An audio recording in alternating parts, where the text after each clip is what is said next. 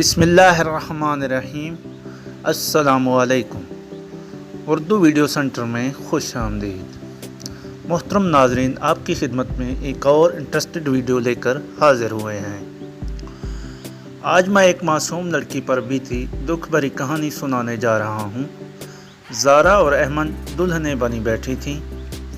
ایک ہی گھر میں دو شادیاں، مگر کسی کے دل شادمانی نہیں تھی۔ گھر میں شہنائیاں بج رہی تھیں، لیکن زارا اور ایمن کے دل میں ماتم کا سماں تھا۔ یہی حالات حمزہ اور حافظ کی تھی، جو اپنی محبت نہ ملنے پر افسردہ سا تھے، مگر کسی سے بھی دل کی بے تابی کا اظہار کیوں کرتے۔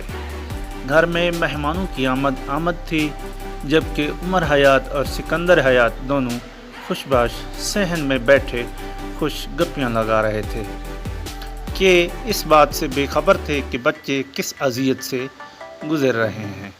نہ جانے کیوں بڑوں کو ہمیشہ لگتا ہے کہ چھوٹے ان کے غلط فیصلوں کو بھی کبھی نہ کبھی قبول کر لیں گے اور ایک دن خوشیوں کے نام پر سمجھوتا کر ہی لیں گے، حالانکہ ایسا نہیں ہوتا ہے۔ آج سے تقریباً 10 سال پہلے ان کی تقدیروں کا فیصلہ ان سے پوچھے بنا ہی کر دیا تھا۔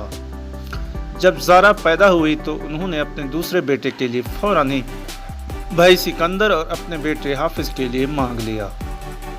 پہلے بیٹے کے ساتھ پہلی بیٹی کی شادی اور جبکہ دوسری بیٹی کے لیے دوسرے بیٹے کی شادی رشتہ مانگ لیا تھا۔ اب وہ مطمئن ہو گئے تھے۔ بھائی کی بیٹیوں کی شادی کا مسئلہ بھی حل ہو گیا تھا، جبکہ اپنے بیٹوں کے لیے بھی بہو لانے کی فکریں نہیں تھی۔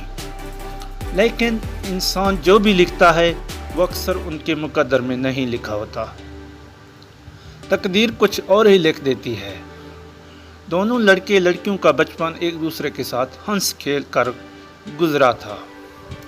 بچپن کا سنہری دور کٹ گیا اور لڑکپن کا دور شروع ہوا تو ذمہ داریوں کا تھوڑا احساس ہونے لگا۔ اب سب کی توجہ پڑھائی پر ہوتی تھی۔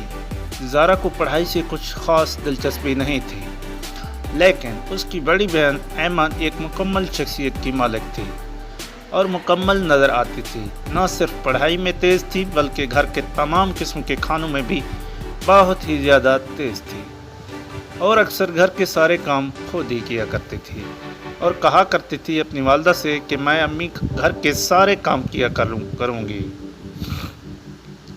وہ گھر کے سارے کام کاج کرتی تھی اور اپنی ماں کے ساتھ گھر کے کاموں میں ہاتھ بھی بٹایا کرتی تھی، اور جبکہ اگر کوئی مہمان گھر آ جاتا تو اس کے آگے کھانا وغیرہ اور پینے کی چیزیں بھی سامنے رکھتی تھی اور ان کے ساتھ بیٹھ بھی جاتی تھی اور ان کے اچھے طریقے سے پیش بھی آتی تھی۔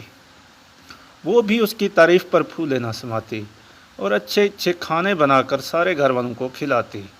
اس کی ماں اپنی بیٹی کی مہارتیں دیکھ کر اس پر سے صدقے واری ہوتی جاتی تھی اور اس کو بہت ہی زیادہ پسند کرتی تھی، جبکہ مسز حیات کو بھی دلی سکون ملتا تھا، جبکہ وہ اپنی ہونے والی بہو کو اتنا چست اور چالاک دیکھتی تھی۔ اور یہی بات شاید حافظ کے لیے بھی دلچسپی کا باعث بن گئی تھی۔ تبھی وہ منہ پھٹ اور بدتمیز زارا کی بجائے ایمن کی جانب متوجہ ہونے لگا۔ ایمن نے بھی اپنی مسکراہٹوں کے ذریعے اس کے جذبات کو بڑھاوا دیا تھا۔ حافظ کو اور چاہیے ہی کیا تھا۔